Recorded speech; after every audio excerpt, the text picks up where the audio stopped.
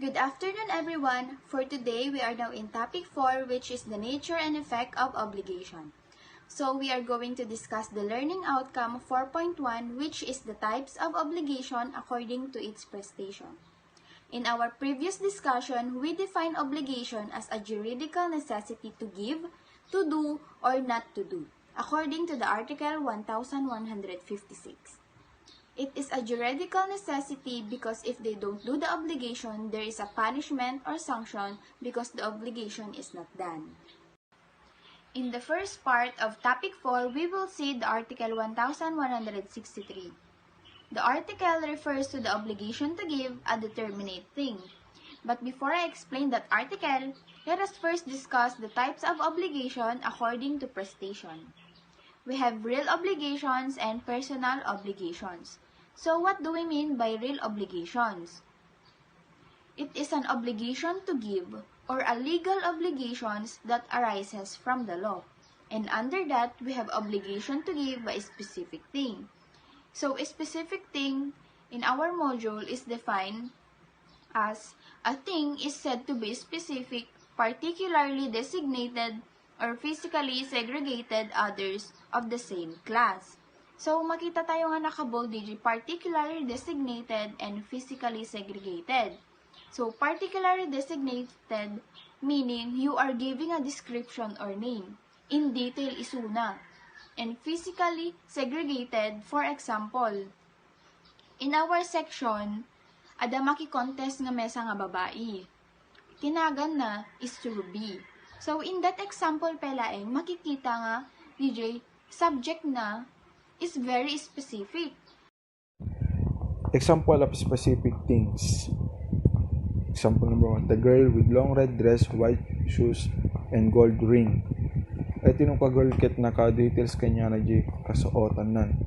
And example number 2, 1,000 pesos bill with a serial number 1, 2, 3, 4, 5, 6. Ay tinong ka 1,000 kit awan sa bali nga 1,000 no sulang ti ada serial number na nga 1, 2, 3, 4, 5, 6 awan sa bali na kwan. Situational example. Nathan obliged himself to give you as a birthday gift his color black motorcycle with plate number ALA 456.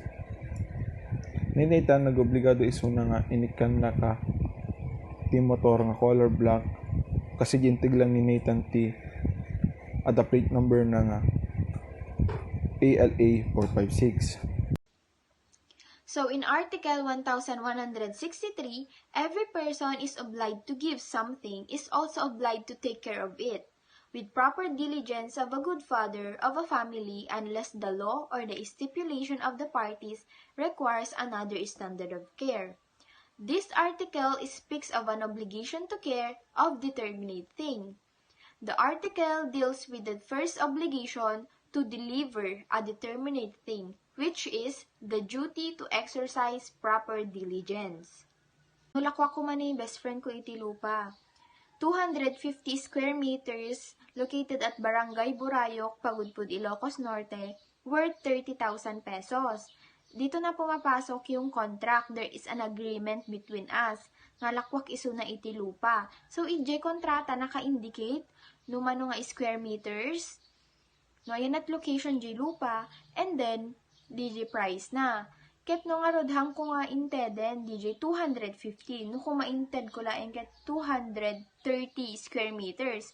So, dapat masurot DJ kontrata. Kasi nga, iso tinakasurat ijayen.